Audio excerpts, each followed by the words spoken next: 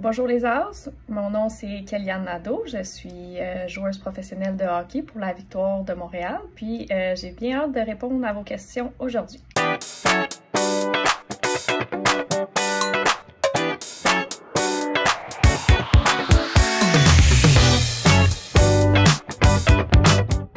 Salut les As! Cette semaine pour les As de l'entrevue, j'ai rencontré la joueuse de hockey professionnelle Kellyanne Nadeau. Depuis peu, Kellyanne joue comme défenseuse pour l'équipe de la Victoire de Montréal. Avant d'intégrer la Ligue professionnelle de hockey féminin, elle jouait avec l'Université de Montréal pour les Carabins. Elle a accepté de répondre à 5 de vos questions. On y va! On commence avec Tokoloka. Allô Kellyanne, comment tu t'es sentie la première fois que tu es rentrée sur la glace avec l'uniforme de la Victoire? Donc je réponds à la première question de Tokoloka. Donc la première fois que j'ai embarqué sur la glace avec le chandail de la Victoire, j'ai eu la chance que ce soit à la Place Belle, donc c'est notre place où c'est qu'on joue nos games à la maison. Donc il y avait tellement de monde que je connaissais aussi dans les estrades. C'était un moment magique pour moi, pour ma famille, puis j'étais vraiment excitée, stressée en même temps. Je n'avais jamais joué devant autant de personnes, mais c'était vraiment un moment magique, puis je vais m'en souvenir à jamais là. J'ai commencé à jouer au hockey, j'avais l'âge de 4 ans à peu près. J'ai commencé par des cours de patin la première année pour apprendre à patiner. Puis après ça, j'ai joué tout mon hockey mineur dans ma région, à Mont-Laurier. Ensuite, à l'âge de 17 ans, j'ai déménagé à Montréal, toute seule, sans mes parents, où j'ai joué pour le cégep de Saint-Laurent.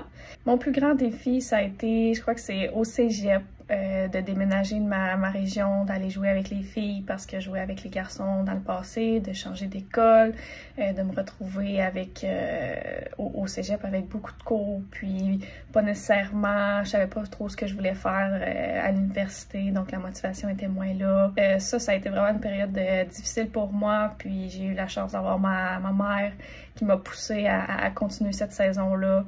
Puis après ça, j'ai retrouvé tout le goût, la passion, puis la motivation à l'école pour continuer. On poursuit avec Lolo Animo. Allô Kellyanne, j'aimerais savoir si tu te sens à l'aise avec ton équipe et as-tu une amie en particulier? Je réponds à la question de Lolo Animo. Oui, je me sens très confortable avec mon équipe, là, avec beaucoup de Québécoises, même avec les anglophones, ça va super bien. Je suis vraiment choyée de pouvoir compter sur mes coéquipières. Puis, c'est sûr que moi, évidemment, comme je suis francophone, mes amis, c'est surtout les francophones. Donc, on parle de Gabrielle David, Alexandra Labelle, Catherine Dubois, Marie-Philippe Poulain aussi. J'ai la chance de jouer avec elle. Puis, c'est vraiment une personne extraordinaire, une leader. On pourrait pas demander de mieux là, comme capitaine. On poursuit avec Corgi Futé.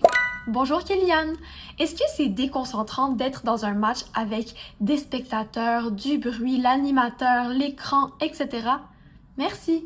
Je réponds à la question de Corgi Futé. Oui, c'est sûr que la première fois, quand t'es pas habitué de jouer autant devant de personnes, c'est vraiment... Ça peut déranger un petit peu.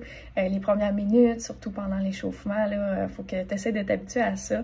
Mais je te dirais que on finit par s'habituer. Ma première game, les premières minutes, stressée, je voulais pas trop avoir la rondelle, mais on dirait que au fil que le match avançait, tu commences à t'habituer, puis à un moment donné, oui, c'est bruyant, mais tu l'entends un peu moins, puis tu te concentres un peu plus sur ta game, mais juste penser au hockey, pas penser aux autres, pas regarder dans les estrades.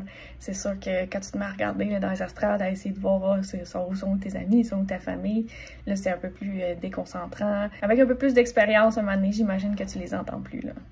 On poursuit avec Petite Béa.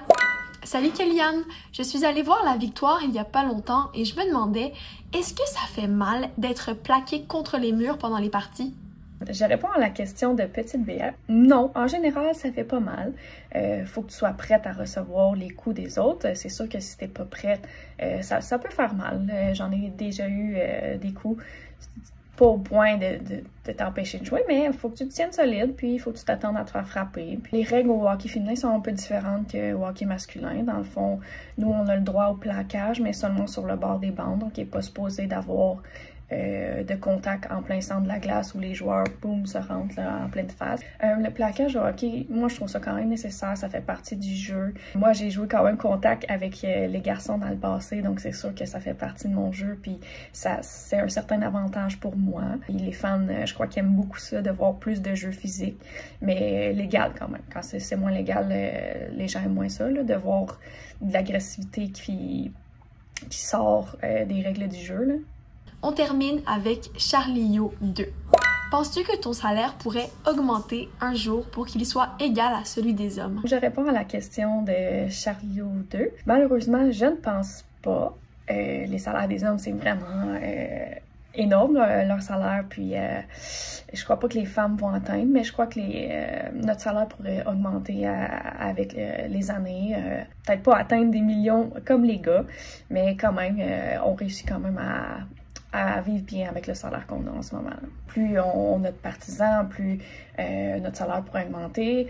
C'est surtout aussi tout ce qui est publicité, la télévision aussi peut faire en sorte que ça augmente notre salaire, mais j'espère vraiment que cet intérêt-là pour le hockey féminin va persister dans le temps et peut-être même encore augmenter pour avoir des salles comptes de façon plus régulière.